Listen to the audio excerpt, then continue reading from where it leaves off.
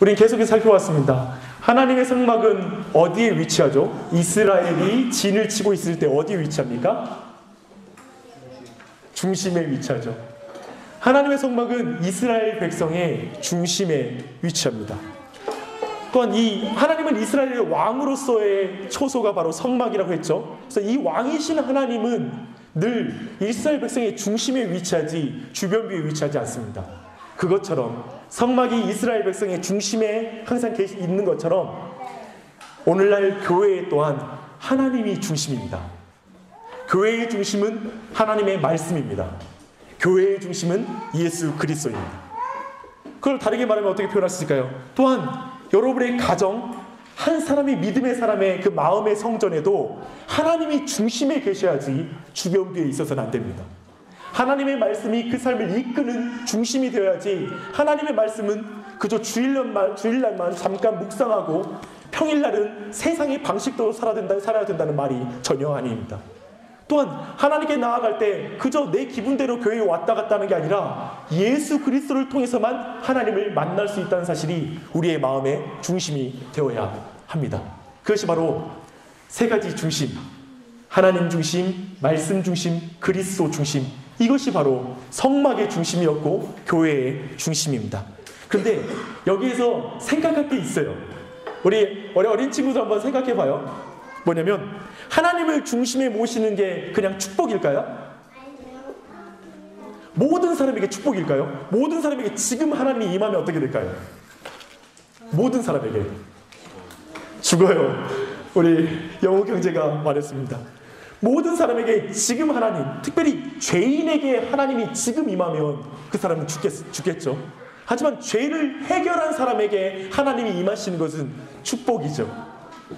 또한 하나님이 임하는 것은 어떤 사람에게는 매우 기쁜 일입니다. 하지만 어떤 사람에게는 하나님을 만나는 게 매우 두려운 일입니다. 제가 질문합니다. 오늘날 사람들은 교회를 만만하게 생각하죠. 그리고 예배도 만만하게 생각합니다. 근데 한번 이렇게 생각해 보십시다. 진짜 이곳 가운데 온 세상을 지으신 창조주 하나님이 지금 이곳 가운데 그분의 영광을 하나도 감추지 않고 제한하지 않고 그 영광을 다 발산하시면서 여기에 임하신다고 생각해 보십시다. 그러면 어떻게 될까요, 우리가? 죄인들은 다 죽게 될 것입니다. 그래서 그 출애굽기 33장 3절에 보면 이렇게 나와요. 나는 너희와 함께 올라가지 아니하리니 너희는 목이 곧은 백성인즉 내가 길에서 너희를 진멸할까 염려함이니라. 즉 뭐냐면 목이 곧은 백성에게 내가 함께하면 나는 그 백성을 죽일 수밖에 없다. 그런 거룩한 하나님이다라고 말하고 있습니다. 죄를 가지고 하나님께 가까이 갈수록 위험해집니다. 그렇죠? 죄를 가지고 하나님께 가까이 갈수록 위험해집니다. 여러분은 성탄절이 축복의 날 그리고 평화의 날이라고 생각할지 모르지만 하나님이 기뻐하시는 자들 안에 그날은 기쁨의 날이지 하나님을 믿지 아니하고 하나님을 기뻐하지 않는 자에게는 예수님이 오셨다는 것은 더 종말이 가까워졌다는 의미입니다. 더 두려운 날이기도 하죠. 여러분 그런 걸 잘 알아요. 죄를 가지고 하나님께 나아가는 것은 신성모독입니다. 마치 이런 거죠. 하나님? 어디 한번 하나님 있으면 내가 그 앞에 한번 나가서 한번 대면 한번 해보자. 내가 한번 만나보겠어. 한번 내가 물어볼 게 많은데 한번 내가 하나님만 만나면 내가 한번 다 물어볼 게 많아. 어쩌면 그 사람은 하나님께 물어보기 전에 그 영광 앞에서 바짝 엎드려 죽게 될 것입니다. 하나님이 이렇게 말씀하십니다. 레위기 10장 3절에는 참 독특한 사건이 있어요. 지난주에도 다뤘지만 아론의 아들 두 아들이 있는데 나답과 아비후라는 제사장이에요. 근데 이 제사장이 하나님께 나가서 불을 가지고 들어가는데 이스라엘의 모든 성막 안에서 이루어지는 모든 도구와 재료들은 철저히 말씀하시는 대로 만들어야지만이 하나님께서 그걸 받으시는 것이 돼요. 근데 이 나답과 아비후가 하나님이 말씀하신 대로 불을 만든 게 아니라 이렇게 나가는 거예요. 뭐 아무 불이나 태워드리면 그냥 그거 받으시라고 해. 아무 것이나 만들어드리면 잡수시라고 해. 마치 이런 태도죠. 이렇게 하나님께 나아갔을 때 그 불이 그를 삼켰다라고 말합니다. 하나님께서 하나님의 불이 삼켜서 이 나답과 아비후가 제사 지내려고 성막 안에 들어갔다가 죽습니다. 여러분 하나님이 이렇게 말씀하십니다. 나를 가까이 하는 자 중에 내 거룩함을 나타나겠고 온 백성 앞에서 내 영광을 나타내리라. 하나님께 가까이 가면 가까이 갈수록 하나님은 거룩함을 더 드러내요. 가까이 가면 가까이 갈수록 죄를 가지고 있으면 더 위험해진다고 말하고 있어요. 여러분, 질문 있습니다. 만약에 아론의 아들이, 두 아들이 제사장이 아니었으면 어땠을까요? 아론의 자기 두 아들이 죽은 상황에서 아론의 마음은 어땠을까요? 내가 제사장만 아니었으면 내 두 자식 죽지 않았을 텐데 라고 생각했을 거예요. 또 한 가지는 어떻게 생각했을까요? 아론에게 제사장 직분은 뭐였을까요? 아론에게 하나님은 어떻게 다가왔을까요? 한번 짐작해 보세요. 우리 오늘 지금 설교를 잘 듣고 있는 우리 유찬아, 유찬아, 아론의 마음은 어땠을 것 같아?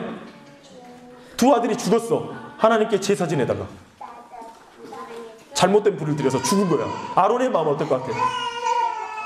슬플 것 같아. 또 하나님을 향해서는 어떤 마음이 들 것 같아?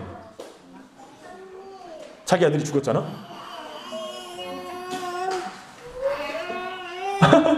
우리 다른 친구 말할 수 있겠어요? 우리 동신형제, 우리 큰아들, 이름이 생각이 안 나네. 이름이 뭐지? 애찬이? 애찬이 어땠을 것 같아? 자기 두 아들이 하나님 앞에 제사 지내러 갔다가 죽은 거야. 응?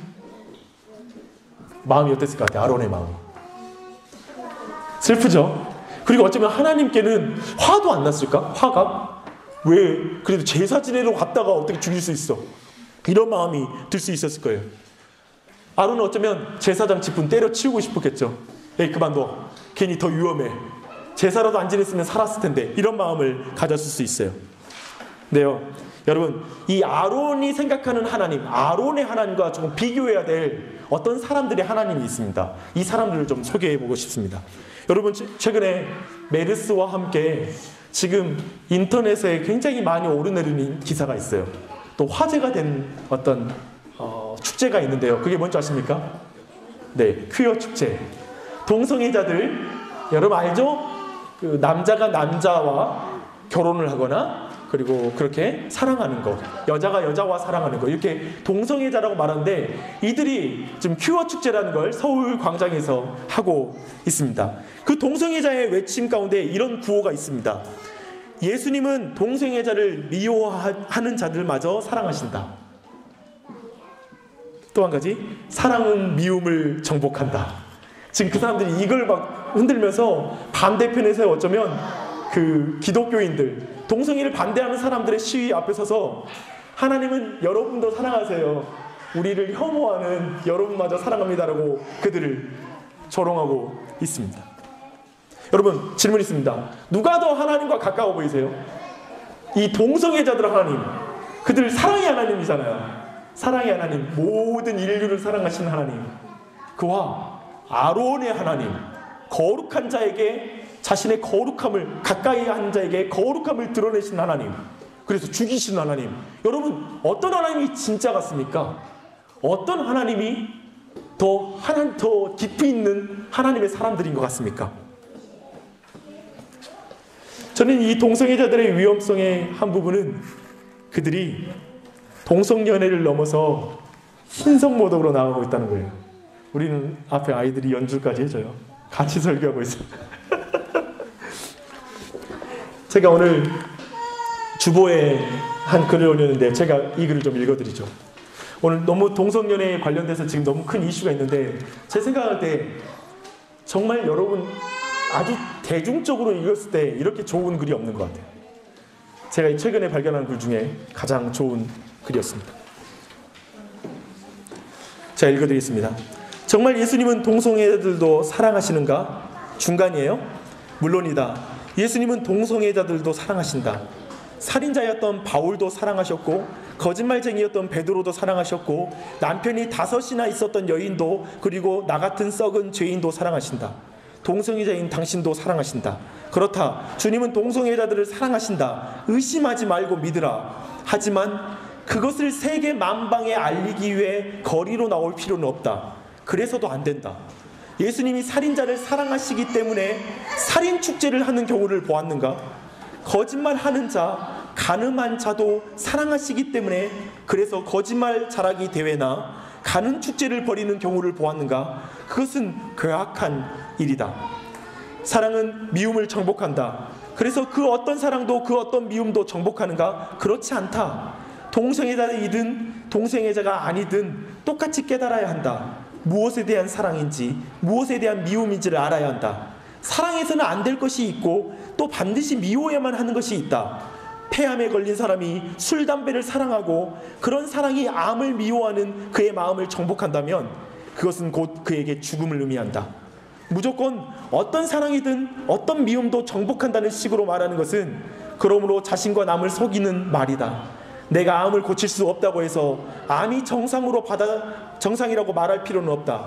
받아들이기 어려울 수도 있지만 하나님의 말씀은 동성애를 왜곡된 사랑, 뒤바뀐 사랑으로 정의한다. 그것은 정죄하기 위함이 아니라 당신이 의사이신 하나님을 알므로 그분에게 고침받기를 그분이 간절히 원하시기 때문이다. 그렇다. 주님은 동성애자를 사랑하신다. 그래서 동성애를 치유하시기 원하신다. 여러분, 그래서 그리고 제가 지금 다루고 싶은 것은 이거예요. 동성애자들 그들이 지옥에 간다? 그런 걸 말하고자 하는 것이 아니라 가까운 자에게 하나님이 거룩함을 드러내신다는 거예요. 이성애자들도 죄를 가지고는 하나님 앞에 갈 수 없다는 거예요. 동성애자든 이성애자든 모두가 죄를 가지고는 거룩한 하나님께 나아갈 수 없어요. 아까 말한 대로 이 동성애자들이 아까 말했던 그 캐치프레이즈의 위험성은 뭐냐면 하나님의 이름을 가지고 말하고 있다는 거예요. 저는 개인적으로 로마서 1장 마지막 절이 생각났습니다. 마지막 절에 이렇습니다. 그들이 이 같은 일을 행하는 자는 사형에 해당한다고 하나님께 정하심을 알고도 자기들만 행할 뿐 아니라 또한 그런 일을 행하는 자들을 옳다 하느니라. 저는 개인적으로 동성애자들이 이 말을 이렇게 바꾸고 있다고 봅니다. 또한 그런 일을 행하는 자들을 예수님도 옳다고 말하는 것이죠. 옳다고 말한다고 말하는 것이죠. 그렇죠? 굉장히 다른 차원의 신성 모독이 이루어지고 있다는 것입니다. 여러분, 그러나 더욱더 기억하십시오. 동성애자와 그리고 이성애자든 하나님께 가까이 나아간 자는 거룩하지 아니하면 죄를 가지고 그분 앞에 나아갈 수 없습니다. 그런데 우리가 알다시피 이스라엘 백성은 황금 우상을 만들었습니다. 황금 송아지를 만들어서 하나님의 성막과 율법을 다 거절한 거예요. 하나님 필요 없다고 말하고 자신의 신을 만들어서 이 둘 사이가 나눠져 버렸어요. 깨져 버렸어요. 그러면 어떡할까요? 이렇게 깨져버린 관계를 어떻게 회복시킬 수 있죠? 성경 오늘 말씀의 핵심은 이것입니다. 죄를 해결해야만 둘은 화해할 수 있다. 우리 어린 친구도 따라하겠습니다. 죄를 해결해야만 하나님과 화해할 수 있다. 거룩하신 하나님이 이스라엘 가운데 임할 수 있다. 죄를 해결하지 않고 않았을 때 하나님이 임하는 것을 심판이라고 말하고요. 죄를 해결받고 하나님을 만나는 것을 은혜라고 말합니다. 근데 그 해결은 따라합니다. 오직 중보자를 통해서만 가능합니다. 돕는 분을 통해서만 가능합니다. 오늘 모세의 중보 사역을 보면 여러분 모세의 중보 사역 32장과 33장을 보실 때 창세기에서 최초의 죄와 병행해서 읽어보십시오. 그러면 그 전체 내용이 더 잘 이해될 것입니다. 오늘 25절에 보면 32장 25절 함께 있습니다. 시작. 모세가 본즉 백성이 방자하니 이는 아론이 그들을 방자하게 하여 원수의 조롱거리가 되게 하셨느니라 하였습니다. 오늘 여기에서 나오는 방자하게 했다라고 말하는 표현은 KJV 성경에서는 어떻게 표현하냐면 벌거벗었다라고 번역합니다. 근데 이 방자하게 행함, 즉 자신을 구원하신 구원자를 거절하는 사건이잖아요. 그리고 황금 우상을 만들었던 이 사건 가운데 이 구원함을 거절한 이 사건은 사실은 스스로를 발가벗기는 수치스러운 사건이었던 것입니다. 사실 그들은 발가벗은 거예요. 이 발가벗은 자들은 이제 심판을 당합니다. 어떻게 당하죠? 모세가 레위 이렇게 말해요. 이제 하나님 편에 설 자들은 너희 가운데 내 앞으로 나오라고 말해요. 깃발을 꽂고 나오라고. 즉 뭐냐면 모든 이스라엘 백성이 우상을 숭배했는데 그 가운데 이제 하나님 편에 설 자를 나오라 했는데 얼마나 나왔을까요? 나오는 것은 레위인들만 나와요. 레위 족속 사람들만 나와요. 사실 레위 족속들은 이스라엘 민족 가운데 굉장히 적은 숫자예요. 그렇게 큰 지파가 아니에요. 근데 그 지파만 나옵니다. 근데 여기서 질문이 있습니다. 레위인들은 자격이 있습니까? 이제 이 레위인들이 이스라엘 백성을 심판하는 도구가 되거든요. 그들이 칼을 꺼내 들어서 이제 자기의 형제와 이웃과 그리고 친구들을 죽이기 시작해요. 근데 거기에 쓰임받는 이 레위인들은 자격이 있느냐는 질문이에요. 생각해보면 자격이 없어요. 왜냐면 아론이 그 레위 지파에 굉장히 우두머리 위치에 있는 사람이거든요. 아론이 그 우상숭배를 주도했거든요. 또한 이 우상숭배가 진행되는 동안에 크게 이것들을 막아서거나 그것을 반대하는 자리에 서지 않아요. 레위인들이 어쩌면 침묵했다고요. 그 많은 숫자가 사실은 레위인들의 많은 숫자가 사실은 이 우상숭배에 동참하지 않았을 것이라고 우린 충분히 생각할 수 있지만 그들이 거기에 침묵했다는 사실은 명백해요. 그들 또한 자격이 없어요. 사실은 근데 이 사건은 레위인들에게도 심판과 같은 사건이었어요. 왜 그랬을까요? 생각해보세요. 자기의 형제들을 죽이는 거예요. 자기의 친구들과 그리고 자기의 이웃들을 죽이는 거예요. 자기가 잘나서 죽이는 게 아니라 그걸 죽이면서 자기와 이제까지 함께했던 사람들을 죽이는 과정은 이 레위 사람들에게 굉장히 심판과 같은 사건이었어요. 그리고 3,000명이 죽어요. 몇 명이요? 3,000명이에요. 굉장히 많은 숫자이죠. 근데 여기에서 이 3,000명의 사람들은 우선 생각해볼 거 뭐냐면 이스라엘 백성은 남자들만 해서 최소한 60만이 넘었는데 그 중에 3,000명이 죽은 거예요. 다 죽이진 않은 것이죠.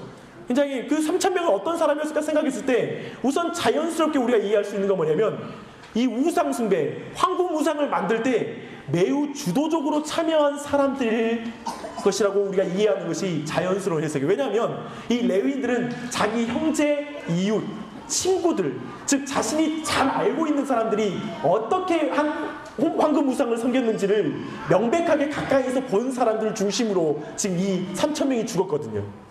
어쩌면 이 사건은 단순히 레위인들이 죽이는 사건이 아니라 하나님의 심판이 이루어지는 사건으로 봤을 때 매우 공정하게 이루어졌을 거예요. 뭐냐면 가장 잘 아는 상태에서 이루어졌을 거예요. 그렇게 3,000명이 죽었어요. 가족이자 친구까지. 생각해봐요. 가족이자 친구, 이웃이 죽을 때 이것은 굉장히 무서운 심판이었을 거예요. 그 사람들을 죽이면서 레위인들은 어떤 마음이 들었을까요? 가장 가까운 사람마저 죽이는 그 사건을 보면서 레위인들 안에 하나님의 심판이 얼마나 무섭고 우리의 죄가 얼마나 두려운 것인지를 깊이 깨달았을 거예요. 그러나 제 안에 불만이 있었습니다. 본문을 보다가 제가 설교하다가 사실 설교가 안 되는 부분이 있었어요. 뭐냐면 아론이 안 죽어요. 그 다음에 아론의 아들들이 안 죽어요. 이해가 되지 않잖아요. 그렇죠? 분명히 이 사건에 가장 주동했던 이스라엘 백성을 방자하게 만들었던 이스라엘 백성을 수치스럽게 만들어서 벌거벗게 버렸던 이 아론을 죽여야 되잖아요. 자기 가족까지. 결국 뭐밖에 안 나오냐면 모세 형이니까 안 죽였다. 이건 모세 형하고 모세랑 관련이 있으니까 안 죽였구나. 이렇게밖에 생각하기 힘든 것이죠. 그러나 여러분 기억하십시오. 나중에 이 아론이라는 사람은 자기의 두 아들이 동일한 문제로 제사의 문제로 죽는 걸 지켜보게 됩니다. 무서운 사건이죠. 근데 이렇게 볼 때 우리가 생각해 보십시다. 야훼 하나님은 어떻게 형제를 죽이라고 명령할 수 있을까? 어떻게 3,000명이나 죽였을까? 또 어떻게 그렇게 집요할까? 왜 끝까지 그렇게 쫓아가서 죽이나? 이 이스라엘의 구약의 하나님은 분명히 악한 신임에 틀림없어라는 결론을 내려야 될까요? 아니요. 오늘 사건은 도리어 이걸 가리키는 거예요. 인간의 죄가 얼마나 무서운가. 하나님의 심판이 끈질긴 게 아니라 인간의 죄가 끈질기다.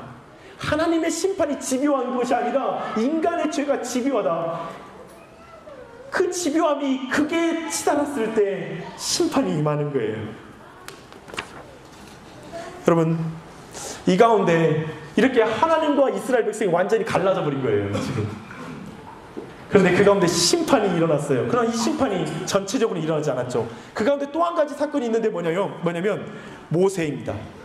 하나님의 심판을 멈추게 하는 사람이 있는데 그 사람이 모세라는 사람이죠. 오늘 우리가 정말 깊이 있게 봐야 될 사람이에요. 이 중보자.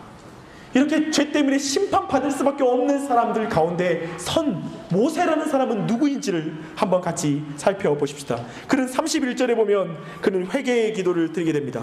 모세가 여호와께로 다시 나아가 여짜오되 슬프도소이다. 이 백성이 자기들을 위하여 금신을 만들어 싸우니 큰 죄를 범하였나이다. 슬프도소이다. 그는 여기서 이렇게 말하잖아요. 하나님의 백성이 하나님께 범죄했습니다 라는 표현을 쓰는 게 아니에요. 그저 이스라엘이 하나님 앞에 범죄했습니다라 말하면서 하나님 앞에 사랑을 받을 가치가 없는 자들입니다. 하나님의 은혜를 받을 자격이 없는 자들이 주님께 범죄했나이다 라고 그는 고백합니다. 그저 그는 그 죄를 슬퍼하는 거예요. 어쩌면 우리가 알고 있는 세리처럼 정말 그 죄인으로서 이 자신의 민족의 죄를 깊이 아파하는 거예요. 이게 참된 회개이죠. 그리고 나서 32절에서 근데 그 겸손했던 태도가 이상하게 변합니다. 32절 그러나 이제 그들의 죄를 사하옵소서. 큰 죄를 범했으니까 심판해 주세요 라고 말한 게 아니라 심판이 당연합니다가 아니라 그러나 이제 그들의 죄를 사하시옵소서 라고 하나님 앞에 나아갑니다. 하나님, 그들이 이런 기도예요. 원하시면 그들의 죄를 용서하소서. 하나님이 원하시면 그들의 죄를 용서해 주십시오라고 이제 하나님 앞에 용서를 간구하기 시작합니다. 그리고 나서 그 뒤에 이어지는 기도는 이젠 기독교의 기도에서 최고의 기도로 들어갑니다. 제가 생각할 때, 그리고 제가 늘 기도 강의를 할 때마다 강조하는 본문인데요. 여러분, 이 기도는 기독교 역사상 최고의 기도예요. 기독교의 기도의 극치의 기도입니다. 한번 그 기도를 한번 살펴보시겠습니다. 32절입니다. 그러나 이제 그들의 죄를 사하옵소서. 그렇지 아니하시오면 원하건대 주께서 기록하신 책에서 내 이름을 지워버려 주옵소서. 이 기도 다시 한번 볼게요. 그러나 이제 그들의 죄를 사하시옵소서. 그렇지 아니하시오면 원하건대 주께서 기록하신 책에서 내 이름을 지워버려 주옵소서. 여러분은 이런 기도를 드렸습니까? 이 기도는 마치 이런 기도와 같습니다. 보십시오. 하나님이 그들이 멸망당해야 한다면 저도 그들과 함께 멸망당하게 하셔서 가나안에 들어가지 못하게 하소서. 그들이 모두 죽어야만 한다면 저도 그들과 함께 죽기를 원합니다. 저 혼자 살아남아서 그 약속의 땅을 밟지 말게 하소서.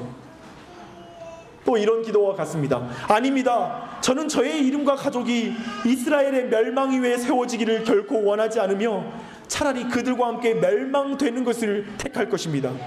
만약 제가 그들의 멸망을 막을 수 없는 것이라면 제가 그들이 멸망하기 전에 죽게 하옵소서. 이런 기도. 이 기도가 무엇과 닮았습니까? 모세는 하나님이 용서하지 않는다면 하나님이 선하지 않습니다라고 이렇게 말하는 게 아니에요. 하나님 용서하십시오. 용서하지 않는다면 당신은 선하지 않습니다. 이런 말하는 기도가 아니에요. 만약에 용서해 주지 않는다면 제가 이스라엘 백성과 함께 죽도록 해주십시오. 그렇게 하심으로 여호와의 뜻을 이루소서라고 기도하는 거예요. 이 기도는 예수님을 닮았지 않습니까? 양들을 위하여 목숨을 버리는 자가 참 선한 목자다. 내 백성의 허물로 인하여 살아있는 자들의 땅에서 끊어짐을 당하는 선한 목자, 바로 예수 그리스도입니다. 이가 겟세마네 동산에서 예수님이 하셨던 기도, 그 기도를 닮았죠. 그리고 십자가 위에서 아버지 저들을 용서하십시오. 저들은 자기가 하는 일을 알지 못합니다 라고 했던 예수님의 기도를 그대로 닮았습니다. 여러분, 이런 기도를 드리는 모세, 하나님은 기뻐하셨겠죠. 얼마나 즐거워하셨겠어요.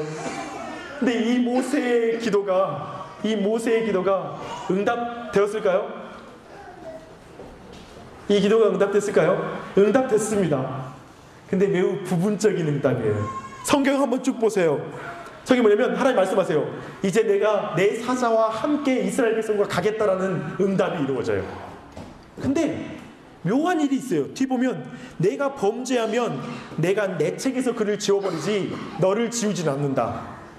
모세, 너 기도한 건 가상하다. 모세가 아까 나아갈 때 뭐라고 말하냐면 내가 산에 올라가서 이제 내가 속죄가 되지 않을까 싶다 라고 말해요. 즉 자신이 희생해서 모세는 산에 올라갈 때 무슨 마음을 갖냐면 내가 죽어서라도 이스라엘 백성을 살려야 되겠다는 마음으로 올라가서 그 기도를 드린 거예요. 근데 하나님 뭐라 하면 넌 속죄의 제물이 될 수 없다. 너는 하나가 죽으면 너만 죽을 뿐이지 너의 죽음 때문에 모든 사람을 살리고 그러진 않는다 라고 말하는 거예요. 그렇게 말하고 나서 그 범죄한 자에게는 내가 책임을 물을 것이다. 그리고 죄를 보응할 것이다 라고 35절에 말하고 있어요. 여호와께서 백성을 치시니 이는 그들이 아론이 만든 바 그 송아지를 만들었습니다. 하나님은 이스라엘 백성에게 보응하세요. 징계하세요. 그리고 함께 가세요. 하나님의 심판과 하나님의 사랑, 이것이 같이 가요. 그걸 분명하게 보여주고 있어요. 여러분, 우리 모두가 이 본문을 볼 때 되게 나오는 질문들이 몇 가지가 있습니다. 이제까지 살펴봤던 질문을 좀 마무리를 해볼게요. 이런 질문이에요. 심판과 중보의 기도가 좀 뒤섞여 있잖아요. 좀 이러면 안 될까요? 3,000명 죽이기 전에 중보기도 하고 좀 깔끔하게 좀 일본말로 시마이 뭐 이렇게 말 여기서 딱 마무리 좀 해주는. 또 한 가지, 용서하려면 좀 쿨하게 하시지. 굳이 끝까지 그 심판을 끝까지 하고 나서 용서한다 뭐 이런 식으로 하는 거에 대한 어떤 불만 있지 않으세요? 본문도 우리로 하여금 좀 까다롭게 만들잖아요. 좀 일관성 있게 용서하면 한 번에 쭉 용서, 뭐 징계하려면 깔끔하게 끝내고 뭐 이런 마음이 같잖아요. 근데 이 모든 것이 말하고 있는 거 뭐냐면 사실은 모세의 한계를 말하고 있습니다. 모세는 대속의 제물이 없다라는 걸 말하고 있어요. 또한 모세는 선한 목자의 원형을 가리키는 모형에 지나지 않는다라는 것을 가리키고 있는 본문이기도 합니다. 그래서 이제 중보자 예수 그리스도로 가야 합니다. 중보자 예수 그리스도는 누구입니까? 히브리서 3장 1절로 6절로 가십시다. 그렇다면 이 모세, 이 위대한 모세, 이 모세의 이 엄청난 기도를 통해서 완전하게 성취되지 않는 성취되지 않는 그 부분이 예수 그리스도 안에서 어떻게 설명되는지를 살펴봐야 합니다. 3장 1절로 6절 말씀 우리 다 함께 읽도록 하겠습니다. 시작. 그러므로 함께 하늘의 부르심을 받은 거룩한 형제들아, 우리가 믿는 도리의 사도이시며 대제사장이신 예수를 깊이 생각하자. 그는 자기를 세우신 이에게 신실하시기를 모세가 하나님의 온 집에 한 것과 같이 하셨으니 그는 모세보다 더욱 영광을 받을 만한 것이 마치 집 지은 자가 그 집보다 더욱 존귀함 같으니라. 집마다 지은 이가 있으니 만물을 지으신 이는 하나님이시라. 또한 모세는 장래에 말할 것을 증언하기 위하여 하나님의 온 집의 종으로서 신실하였고 그리스도는 하나님의 집을 맡은 아들로서 그와 같이 하셨으니 우리가 소망의 확신과 자랑을 끝까지 굳게 잡고 있으면 우리는 그의 집이라. 그래서 모세와 예수 그리스도는 달라요. 모세는 모형인 반면에 예수 그리스도는 원형이에요. 그 측면에서 전혀 다른 차원을 보여주고 있습니다. 그리고 조금만 넘겨서 히브리서 10장 11절로 18절로 가겠습니다. 히브리서 10장 11절로 18절 말씀입니다. 다 함께 읽겠습니다. 시작. 제사장마다 매일 서서 섬기며 자주 같은 제사를 드리되 이 제사는 언제나 죄를 없게 하지 못하거니와 오직 그리스도는 죄를 위하여 한 영원한 제사를 드리고 하나님 우편에 앉으사 그 후에 자기 원수들을 자기 발등상이 되게 하실 때까지 기다리시나니 그가 거룩하게 된 자들을 한 번의 제사로 영원히 온전하게 하셨느니라. 또한 성령이 우리에게 증언하시되 주께서 이르시되 그날 후로는 그들과 맺은 언약이 이것이라 하시고 내 법을 그들의 마음에 두고 그들의 생각에 기록하리라 하신 후에 또 그들의 죄와 그들의 불법을 내가 다시 기억하지 아니하리라 하셨으니 이것들을 사하셨은즉 다시 죄를 위하여 제사 드릴 것이 없느니라. 모세는 중보적 기도를 할 수 있습니다. 그리고 이스라엘 백성이 용서받기를 위한 그 진심이 있습니다. 그러나 중보자는 될 수가 없습니다. 중보의 원형은 될 수가 없는 것이죠. 하지만 하나님은 한 분이시며 또 하나님과 사람 사이의 중보자도 한 분이시니 곧 사람이신 그리스도 예수이십니다. 예수님만이 하나님 앞에 누구든지 죄인이 다가오면 죽을 수밖에 없는데, 이 거룩하신 하나님 앞에 나아갈 때 우리가 살 수 있고 그것이 축복이 될 수 있고 기쁨이 될 수 있고 은혜가 될 수 있는 사람은 오직 예수 그리스도를 중보자로 나아가는 자들만 그렇게 설 수 있다라고 성경이 말하고 있는 것입니다. 거룩하신 하나님 앞에 설 수 있는 사람은 예수님 십자가에서 죽음을 맛본 사람입니다. 예수님의 십자가에서 자신의 죽음을 본 사람만이 하나님 앞에 설 수 있습니다. 예수님을 통해 자신의 죄를 해결한 사람만이 하나님과 동행할 수 있습니다. 오직 예수님으로 한 옷 입은 의인만 하나님 앞에 설 수 있는 자격이 있습니다. 이것이 성경이 말하는 것입니다. 이제 말씀 마무리하겠습니다. 저는 내 자신을 생각해 볼 때 아론하고 내가 참 닮아 있다라는 그런 생각이 들었습니다. 늘 하나님 중심을 말하고 있고 말씀 중심을 말하고 있죠. 어쩌면 아론처럼 제사장, 어쩌면 교회에서는 목사하면 정말 말씀 가까이 있고 기도하는 자리에 있고 영적인 위치에 있다라고 사람들은 생각합니다. 그런데 그렇다면 그것이 참 목사로서의 놀라운 특권처럼 보이기도 하고 그것이 정말 목회자의 어떤 높은 위치처럼 여겨지기도 하는 것 같습니다. 하지만 저에게 목사의 길은 참 어려운 것 같습니다. 설교를 잘했다고 한 번도 생각해 본 적이 거의 없고요. 그리고 사역을 하고 나서 만족도라는 그 만족감이 내 자신 스스로 갖기 너무 힘들고요. 종종 이렇습니다.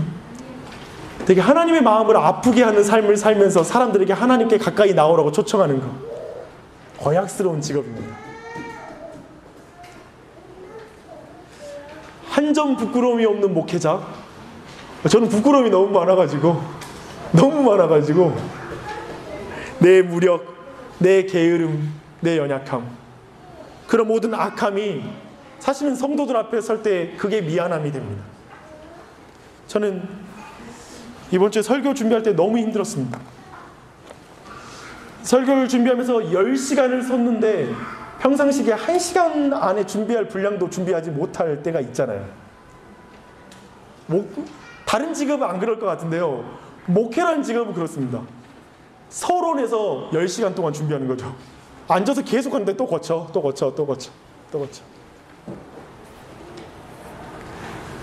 왜냐하면 지난 한 주도 제게 너무나 힘겨운 시간이었습니다. 내 마음 가운데 하나님 뜻인 줄 알면서도 내 안에 완고하게 내 고집스러운 것을 갖고 있는 게 있었습니다. 좀 분노 가운데 있고 내 안에 혈기 가운데 내가 계속 있었습니다. 내가 그 마음을 계속 가지고 있으니까 견딜 수가 없죠. 주일날 설교를 해야 되는데 그 마음을 해결하지 않고 이 여자들까지 나올 수가 없잖아요. 참 힘들었습니다.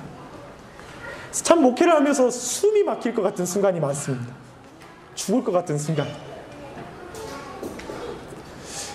참 잘 정상적인 계획대로 이루어졌으면 제가 오늘 PPT도 열심히 잘 준비해서 앞에서 보여주면서 우리 어린 친구들에게 도움을 주면서 설교를 했을 것 같습니다. 그러지 못했습니다. 근데 이렇게 목회를 하면서 시간이 가면서 제가 더 절박해지는 건 뭐냐면 예수 그리스도입니다. 내가 하나님 중심, 말씀 중심대로 살아야 되는 줄 알지만 그렇게 살지 못하는 내 자신이 더 발견되더라고요. 정말 그것으로 인하여 큰 절망감과 내 안에 너무나 부족함을 느끼게 됩니다. 거지처럼 예수님 붙잡습니다. 예수님 도와주십시오. 예수님 도와주십시오. 예수님이 소망이요 희망이 됩니다. 사랑하는 여러분, 여러분은 어떻습니까? 예배드리러 나왔을 때 여러분 오자마자 마음이 열려가지고 하나님 예배가 터져 나오십니까? 야, 나 여기 나올 자격 있어? 나 우리 집에 아무 문제 없고 부부 사이에 아무 문제 없고 애들 문제 없고 정말 내가 하나님으로 내가 살고 있어서 하나님도 날 기뻐하실 거야 하고 이 문 앞에 들어오셨습니까? 아니요. 우리 모든 마음에 사실은 하나님이 진짜 오면 부끄러워서 저 뒤로 숨고 싶은 마음으로 이 자리에 나와 있었을 것입니다. 근데 우리에게 모두에게 소망은 뭐냐면 그렇기 때문에 예수 그리스도입니다. 저는 예수 그리스도가 너무 좋습니다. 이분이 아니면 죽을 것 같습니다. 나는 제가 이런 말 목사질이라고 합시다. 이 목사질도 예수 없이는 죽을 것 같습니다. 서양에는 이런 욕이 있다고 하잖아요. 성령 없이 목회해봐. 이게 욕이래요. 예수 없이 목회해봐. 예수 없는 예수님을 붙잡지 않고 예배 드려보십시오. 예배가 되나? 예수 그리스도를 붙잡지 않고는 우리가 하나님 앞에 나아갈 수가 없는 것입니다. 사랑하는 여러분, 저는 우리 교회의 중심이 이 예수 그리스도가 되었으면 좋겠습니다. 다른 것이 없고 오직 예수님만 붙잡고 나아가는 교회가 되었으면 좋겠습니다. 성막과 모세의 사역, 하나님의 임재를 가리키는 모든 사역은 사실 예수 그리스도를 가리키고 있습니다. 예수님을 통하여서만 하나님께 나아갈 수 있는 거죠. 자기 백성을 위하여 생명을 주신 예수 그리스도와 예수의 중보적 사역만이 교회의 중심입니다. 더하여 예수 그리스도라는 인격이 바로 교회가 닮아가야 될 중심입니다.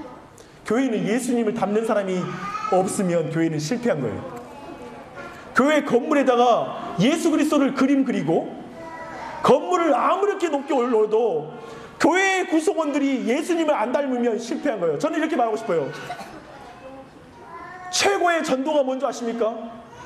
여러분이 내가 열심히 닥달해가지고 밖에 나가서 전도해가지고 사람 많이 앉혀놓는 게 전도의 핵심이 아니라 교회에 왔는데 예수 닮은 사람이 한 사람도 없으면 왔다 떠나요.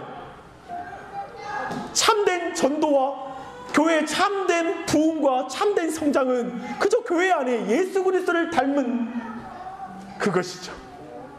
그것이 바로 예수 그리스도의 중심의 교회입니다. 예수님의 터 위에 올라와 있고 예수님을 바라보는 교회, 예수님이 근거고 예수님이 목적인 교회, 그게 교회이죠. 저도 별것 없는 목사지만 참 부족하지만 더디지만 그 길을 여러분과 함께 같이 걸어갔으면 좋겠습니다.